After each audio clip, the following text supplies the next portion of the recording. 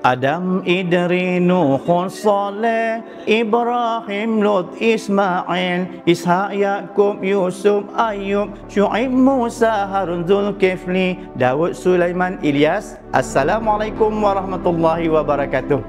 Bertemu lagi kita segmen kenali Nabi-Nabi kita, dan pada hari kali ini kita mengimbau kisah Nabi Ilyas alaihi salam.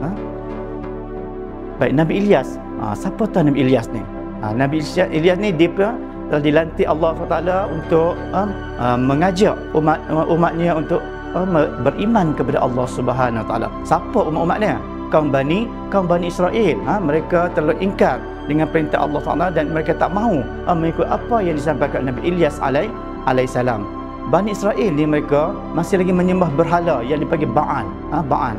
Dan Nabi Ilyas alaihissalam berulang kali bagi tahu, janganlah menyembah berhala, sembahlah Allah SWT, tapi mereka degil, mereka tak mau juga mengikut apa yang disampaikan Nabi Ilyas alaihissalam.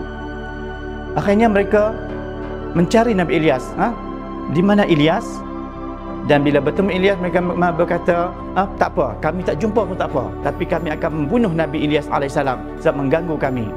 Dan pada suatu hari Bani Israel ni mereka telah mencuba memburu Nabi Ilyas alaihissalam. Di mana Nabi Ilyas, mereka mencari serata tempat, serata pelosok tempat, di rumah, di hutan, Nabi Ilyas bersembunyi sana. Tetapi bila mendengar khabar kata Nabi Ilyas akan dibunuh, Nabi Ilyas dengan segera keluar meninggalkan rumahnya, dan dia pun pergilah mencari pertolongan. Dalam perjalanan tersebut dia telah bertemu dengan seorang kanak-kanak. Kanak-kanak yang baik, yang taat pada perintah Allah. Siapa kanak-kanak tersebut? Itu Ilyasa.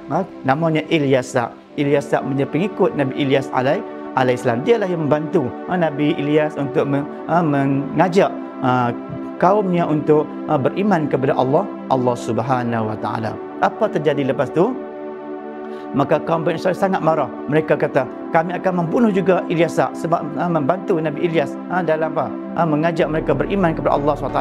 Maka dengan sebab kekejaman mereka ini, Allah SWT telah menurunkan bala kepada mereka dan bentuk kemarau yang panjang. Kemarau yang begitu panjang menyebabkan mereka tidak ada makanan, tidak ada minuman. Mereka juga, tanaman-tanaman mereka juga rosak, ternakan juga rosak, dan mereka tidak ada apa untuk dimakan. Maka pada ketika itu mereka sedar bahawa inilah balasan yang mereka terima, dan mereka pergi bertemu dengan Nabi Ilyas alaihissalam.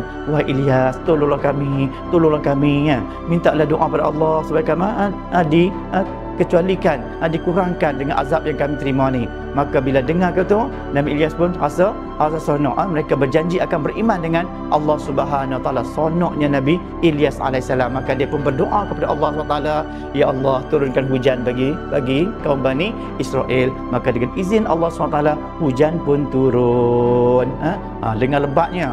Maka tidak lama kemudian, maka hasil-hasil ternakan tanaman semuanya wujud subur dan dimakan oleh kaum Bani Israel. Tidak lama kemudian mereka telah lupa, leka dengan apa yang mereka berjanji dengan Nabi Ilyas alaihissalam untuk beriman kepada Allah SWT. Dan ketika itu mereka berseronok dengan nikmat yang mereka terima. Dan Nabi Ilyas alaihissalam pergi jumpa mereka. Mengapa kamu masih tak beriman kepada Allah? Mereka sebaliknya mereka menyuruh Nabi Ilyas balik, jangan datang kepada mereka. Dia menghalau Nabi Ilyas alaihissalam, pergi kau dari sini, jangan datang kepada kami. Maka Nabi Ilyas sangat sedih dengan apa yang terjadi pada waktu itu. Maka Allah SWT memerintahkan Nabi Ilyas dan bersama orang beriman pergi ke satu tempat, keluar dari kawasan tersebut. Maka dengan lepas itu, maka turun bala daripada Allah SWT dalam bentuk ribut dan juga kemarau yang begitu dahsyat. Ribut dan juga gempa bumi yang begitu dahsyat yang menghentam kepada semua mereka yang tidak beriman. Begitulah balasannya kepada mereka yang tidak beriman dan tidak mengikut apa yang diperintahkan Allah Subhanahu Wa Taala.